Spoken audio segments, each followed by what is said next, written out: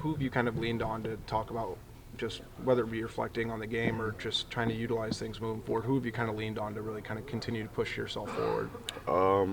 Really God, man. Just telling him, just talking to him every night and just letting him know, just put me to the right direction. Just help me put my team, help me put my position on the team and help them win. So, just doing that and just staying, trustworthy with him and trustworthy with my coaches and my grandfather and stuff like that is really a big help also. So. I don't know if you saw it just came out. You were semifinalists for Doak Walker. What are your reaction to that? I ain't really worried about that right now. That's gonna come at the end. But I'm just focused on Maryland, Nebraska. Just going out there and playing my best. So just doing that and just staying focused. And, just coming out with the win on both wins. So that's my focus right now. I know you talked about that. Maybe the first time when you were a kid or whatever, you learned about the Doak Walker Award. That was something that you at least kind of made as a goal or a motivation for yourself. Does at least, even though it's just a side award at this point in the season, is it something that feels at least like a little bit of a payoff for what you've done, what you've gone through, and what you've accomplished now? I mean, yeah, I heard about it. People were telling me I'm always semifinals for all that, but like I said, I'm a semifinalist, so I still got work to do, and I still want to do more. So I'm not satisfied, and I never will be. So that's the thing about me. It's just like I just want to go out there and prove to people that I can be the best running back in the nation. So. How do you keep that mindset? Because I'm sure a couple years ago you had the mindset of like, no one's heard of me, I can establish my name. Like, do you still have the chip on your shoulder mentality? Like, when the goals change, how does the mindset not change? Just like I said, I always go in there with a chip on my shoulder. I'll be going in there like the defense is trying to stop me from going where I need to go. So when I have that in my head, I just get angry, I get mad because I don't want nobody to stop me from going where I need to go. So, when like I said, when they're trying to stop me and doing that, I really take that personal, and I just go out there and play my game. But like I said, last game wasn't the game that I wanted. Didn't go my way. I didn't run hard like I should have, and it really paid the price for it. So now I'm coming in with an even more chip on my shoulder, and I'm ready to go. So. Is it one of those things where you feel like you're going to be able to reflect after the season? Everything else that's kind of going on, you don't want to get caught in the loop of everything. You want to stay motivated, but just you'll reflect on it later instead of kind of getting lost in that right now. Oh yeah, like I said, it's just always just coming in there like I said with a chip on my shoulder, and just coming in there even when I'm having this good season, just coming in ready to learn. Always ready to learn from Coach Ferentz and especially Coach Betts. He was in the league for 10 years, so just learning from him even more, and just the little things and. Just it's pretty cool, so that's my focus now.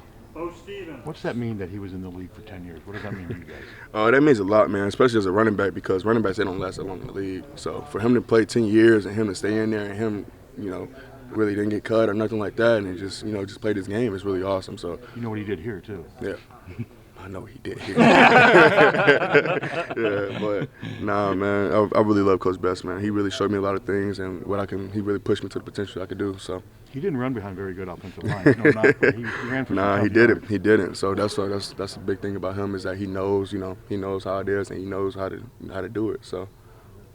Is there anything specific about the offensive line, because you've been here the last 2 years, that has, I can't put it in any less simple terms, just they've gotten better. Like, what about them has made it the rest of the offense get so much smoother? I just feel like their mentality on the field and off the field, man. When they're on the field, it's just I can't even explain it. It's just they just really mean and ready to work. Like they don't take nothing for jokes. Like if you out there joking around, they go get on you about it. One time I joked to them and they got on me about it. So shoot, I said I'm sorry, bro. I'm sorry. I will never do it again. So just them correcting me on that. And them showing that they care, they after practice they in there class blocking on the little sheds and stuff like that, just doing little things and just working on the stuff. They'll mess up or something, they'll go back and after practice and work on it and stuff like that, just little things, So I really just feel like that's a big part, this year and them, becoming a veteran and growing. So. Did Brian Ferentz recruit you at all when? Yeah, actually, my high school career. They came to one of my games against Mason, Coach Betts and Coach Ferentz, and after that game, they said it's over. They want me to come, so I really respected that, and I came. So yeah, was it? I mean, it'd be interesting to see him potentially this weekend. Yeah, all the other football stuff's out the window type stuff. I really love Coach Ferentz, Coach Brian Ferentz. He's a very good person, and not just on the field. It's just on the field is cool, but off the field I love that man. He's cool. So. Do you hope you get to see him before the game? Or Yeah, plan yeah, to? of course.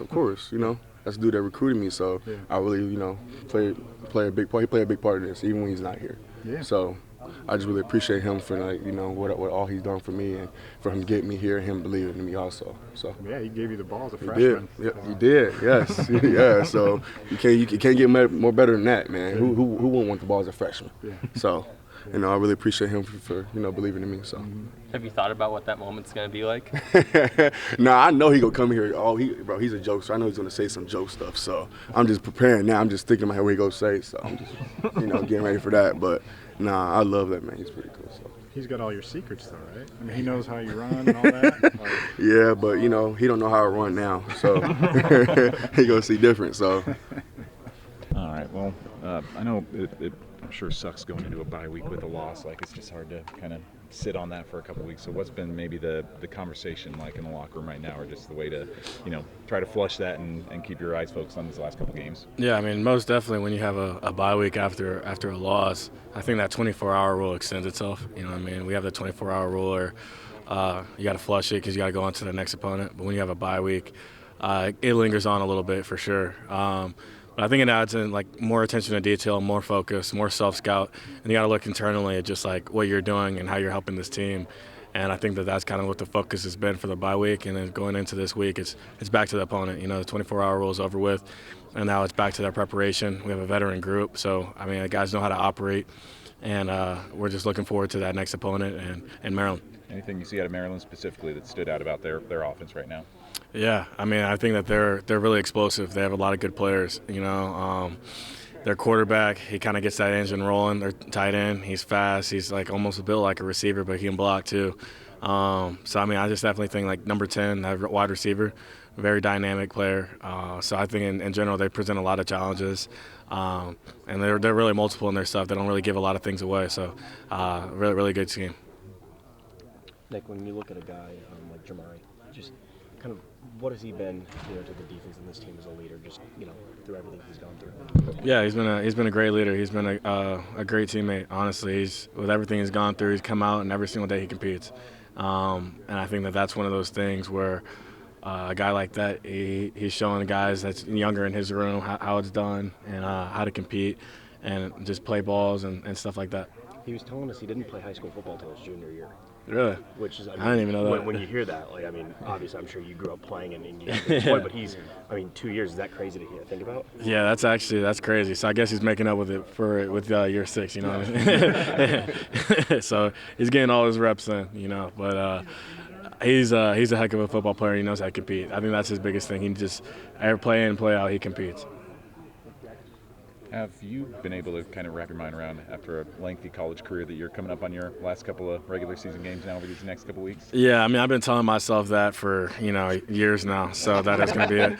So honestly, you know, got a year left? Who knows what year 7's coming up, you know what I mean? But nah, I've been really able to wrap my head around it, you know. This time, guys, I'm finally done, you know. There's nothing left in the tank, you know, but you know, it's been awesome, you know. It's kind of one of those things where you don't want to look back on it, and you know it's coming out to an end, but it's one of those things where I mean, I'm grateful for it. I'm grateful for the memories, but you win these last 2 and then the bowl game, you know, you want to finish strong. So you want to leave on a positive note and just attack it and give this program everything, because this program's given everything to me. You're obviously climbing that tackle record sheet. Do you ever, I don't know if that ever crosses your mind, even at least a benchmark or anything you want to reach in terms of career tackles, anything like that? Just going out there and competing every day, really. I think my dad handles a lot of that for me. You know, he lets me know where I'm at. Right. But God bless him. You know, he's excited. He's excited. He loves it. But you know, Coach Wallace always say, you hang around long enough, you get to break some records. You know. I won't tell you how far away you are from Luke Kuechly, but if you past Luke Kuechly, I guess what would that mean to you, just knowing how outstanding he was during his college and pro career? It would mean a lot. You know, that's a cool thing to have. But you know, the crazy part about it is that he did it in 3 years. So when you think about that, you're like, yeah, you're not there yet, bud. You know what I mean? But so you know, you put a little asterisk next to my name. But at the end of the day, he's, you know, comparing yourself to Luke Kuechly, that's never going to be a realistic statement. You know what I mean? Just keep climbing, and it's a great thing to chase for. But I mean, he's arguably the best to ever do it. It's almost easier for you to go through these final couple games because, again, this time last year, even like a month later, you still thought your college career was done after the bowl game. Yeah, honestly, I mean, I thought my college career was done after my 10th game at Virginia, you know what I mean? So it's kind of one of those things where it's bittersweet, but, you know, this time it's actually done, guys, you know. So I keep telling my parents that, like, hey, we're not playing in college next year, but it's awesome. You know, it's just college football is one of those, like, things that you can't even, like, dream of, like, when you're a kid. It's just, like, you dream of it, but, like, you still don't know how amazing it is. So it's one of those things that's special, and you attack it, and you look forward to every moment. So, yeah, in the locker room, I soak it in. I'm probably, like, the last one out every single day, just soaking it in and enjoying the locker room because, I mean, it's a special place here. It's a special sport, and it's just the ultimate team sport. And the things you go through with your brothers out here, you want to trade for the world. So looking back on these memories and just enjoy these last couple weeks. How much of your parents enjoyed this? Oh, my parents? Yeah. Oh, my gosh. I can't even put into words how much they enjoy it. I mean, my dad especially, my mom, she loves every single bit of it. But, you know, moms, you know, their stomachs start turning a little bit in the games, their baby getting hit. But my dad, I mean, he enjoys every bit of it. I think over my college career, he's only missed 1 or 2 games. And my mom, I mean, she's probably at 4 or 5. So they travel everywhere. They love it. They make a whole weekend of it. And shoot, they really enjoy it. So, I mean, I'm glad that they got to experience this college experience. And, you know, it's just been awesome. Why do you think you do fit so well here? Why do you fit so well here?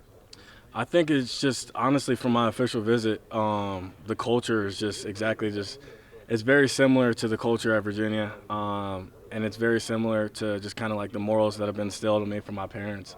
And I think that ultimately Coach Ferentz is an unbelievable guy, you know, unbelievable man.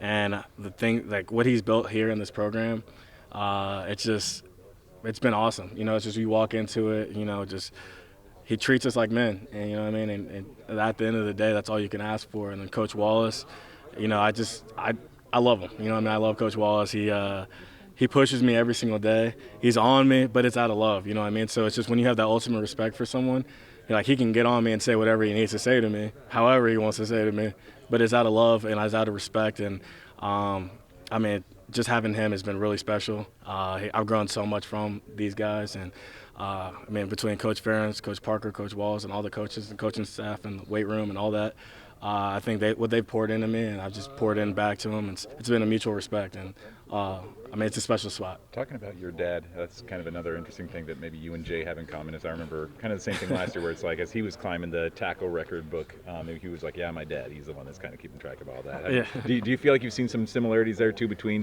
just both you and Jay and your relationships with your fathers? I mean, I think we both have great relationships with our dads. I mean, I think that's what it is. I mean, my parents in general, they're my best friends. And, you know, I think that I'm nothing without them. The way they've raised me, with everything they've poured into me.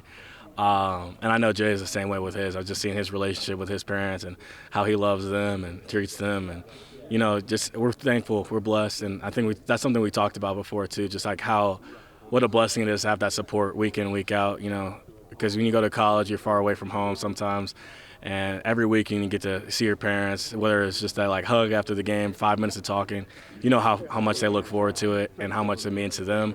And it means a lot to you as well. So, I mean, I'm really thankful for my dad, my mom, and just the support. And, I mean, it's not easy to get to all these games, you know what I mean? So, hopefully, if anything, Atlanta can open up some more flights to Iowa City so they don't have to leave at 6 in the morning on Sunday. But, you know, we can make that pipeline. Your dad got some gator skin boots he's going to be wearing on senior day like Jay's dad? Yeah, my dad's not like that. You know, he's not gonna be tweeting out a lot of stuff like that or with the gator skin boots. Yeah. But he'll be up there and he'll be cheering. He'll be rowdy for sure. You know. Yeah, you know, I feel like we've always been prepared, and you know, we've gone out there, and you know, it hasn't gone our way. We just got to go out there and make sure we're ready to go, and you know, ready to go from the start. So that'll be a big point of emphasis for us going into this game. What are some challenges that come up with both? I mean, both you and Kate now have missed time with injuries. Both of you are captains, and both of you have had to miss time with some injury issues this year. Is it tough to kind of pick up the pace, or just pick up where you left off, I guess, in practice even? maybe at the start, but our coaches make sure we're always practicing hard, and that's one thing I'm always going to try to do is go out there and practice my hardest and give my best foot forward for my teammates and my coaches. So maybe at the start it was, but no, it's been a smooth transition back into it. Luke, you're obviously not the only one who's dealt with some health things this season. Kind of been quite a bit of turnover at the quarterback spot. Has that been difficult to work through with working with Jackson and then Brendan and Cade and so much turnover? At the end of the day, I mean, not really. We're just going out there and trying to do whatever we can. We just got to go out there and catch the ball. It doesn't matter who's throwing it to us. That's our job. We just got to go run our route, catch the ball, listen to the play call in there. If it's a run, we got to go out there and block. That's what we're trying to do at tight end. What's Cade been like this week now that he's back from concussion? Yeah, I mean, I'm just going to defer all those questions to Coach Ferentz, all questions about that. When it comes to, you probably haven't had the chance to work with Jackson that much. What have you seen from him, the way the ball comes off his hand, how his leadership is, command of the huddle? Just kind of curious what your scouting report is of them. Yeah, as far as Jackson, he's done a great job.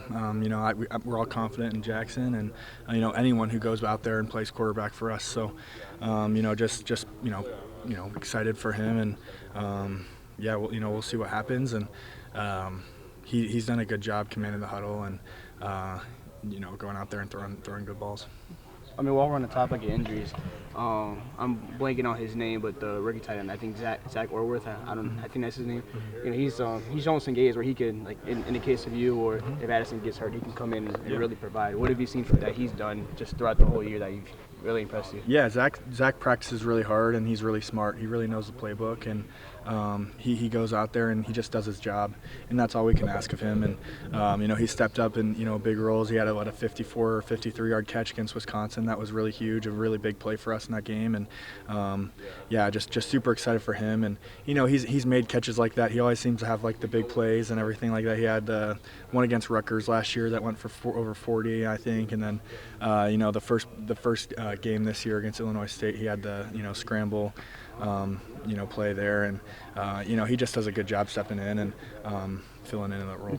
Obviously, every player wants to play, but for you guys, obviously you guys have been a little banged up at almost every position. So, at least for, I guess, how does everyone kind of buy in and always stay prepared, no matter what, if they're not getting an opportunity or if they are? How does everyone stay ready? Yeah, Coach Ferentz really hones in on the next man in role, and obviously that's been a big thing here. The train keeps going. I dealt with that last year, being out, 9 weeks at the end of the season, and the train keeps rolling. So the next man's always got to be ready, and that's one thing that about Coach Hodge, that he does a really good job on the tight ends, making sure everyone's ready. So it's really just the next man in mentality and just always being ready. As a captain on this team, have you felt the necessity to kind of step up and make sure that the focus of this team stays what it is over these last couple regular season games, even though, again, some of the ultimate goals are not possible anymore? Do you feel like you need to make sure that these guys aren't losing focus their last couple games? Yeah, absolutely. Yeah, that's a big thing. I'm trying to make sure, in practice I'm being vocal and, making sure that everyone's doing their job. We depend on everyone, and we believe in everyone. So anyone that goes out there and does their thing is, we're just excited for them. And anyone that gets the opportunity, we're excited for them to go out there and play and prove what they can do and, show everyone what they can do. It's one thing when a tight end goes down, a tight end fills it. A running back goes down. When you have a quarterback go down, as you've had a couple times, how does the rest of the offense kind of adjust? Is there an adjustment period, especially when that keystone kind of goes down? I think we just know that when anyone goes down, everyone needs to really pick it up their game and play their best. So, if that's a tight end, O lineman, in this case a quarterback, and any case, really, we all just got to pick it up and continue to play our best football, and that's been our focus as we keep going. I'm great. I like the glasses. Thank you. What do you see against Maryland? What are these guys looking like as you make your East Coast trip now? What we see in Maryland, definitely some great receivers, good quarterbacks, played some games, played against some good defenses, and definitely battle tested. Passed a little more than we've seen in these last couple of weeks, and as always, it's going to be a challenge, and they pose a threat, and we're looking forward to it. What's the mentality been in the locker room these last couple of weeks? I know you never like to go into a bye week with a loss, but what have you guys kind of been talking about, or what's been the mentality right now? Yeah, fortunately for us, we're a bunch of older guys, and that isn't the first time we've had a loss going into a bye week. But the vision and the focus doesn't change. That's to be the best version of ourselves every day, no matter the situation, the outcome, win, lose, or draw. We still always keep that growth mindset, keeping looking forward. The outlook is always forward. When you had a brief period against UCLA where Jay went down on the sidelines, like what did that teach you about your defense when the keystone, the kind of key puzzle piece in the middle goes out, how you're able to kind of fill him in? Yeah, I think that Coach Farron's harped on since I've been here is next man in mentality, and you never know who it is. That's why we always have to be prepared for when that situation does come. I know my situation came in 21. Every guy's situation is different. I don't know what year it might be. I don't know what game it might be, what play it might be, but it could happen. So therefore, we got to prepare as if you're going to be out there because rather be safe than sorry.